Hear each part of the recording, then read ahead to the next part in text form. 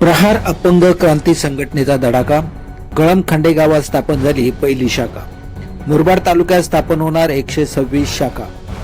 महाराष्ट्र राज्य विधान परिषदेचे आमदार बच्चू कडू यांच्या मार्गदर्शनाखाली दिव्यांगांच्या हक्कासाठी, सन्मानासाठी आणि स्वावलंबनासाठी गेली 5 ते 6 वर्ष मुरबाड तालुक्यात काम करणाऱ्या प्रहार अपंग क्रांती संघटना मुरबाड तालुका या संघटनेच्या पहिल्या शाखेचे उद्घाटन मुरबाड तालुका अध्यक्ष वैभव कापडे यांच्या नेतृत्वाखाली नुकताच कळमखांडे गावामध्ये संपन्न झाले. यावेळी या पहिल्या शाखेच्या नामफलकाचे अनावरण आणि उद्घाटन प्रहार अपंग संघटनेचे महाराष्ट्र राज्य सचिव तथा कोकण विभागीय अध्यक्ष सुरेश मोकल यांच्या हस्ते झाले.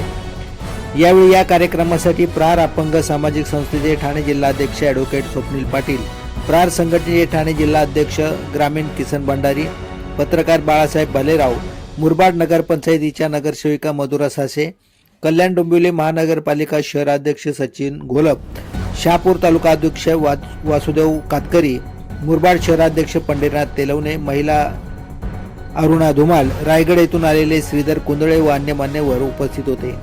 यावेळी कळमखांडे गावातील श्री हनुमान मंदिरामध्ये कार्यक्रमाचे आयोजन करण्यात आले होते. या कार्यक्रमाचे प्रास्ताविक तालुका अध्यक्ष वैभव कापडे यांनी केले. कार्यक्रमाचे सूत्रसंचालन भरत दळवी यांनी केले.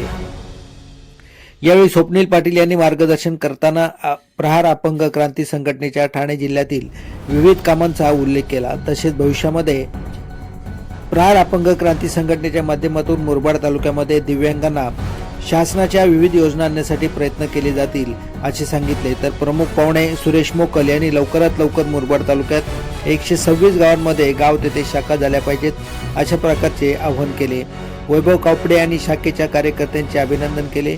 शाखेचे अध्यक्ष लक्ष्मण कापडे यांनी आभार मानले.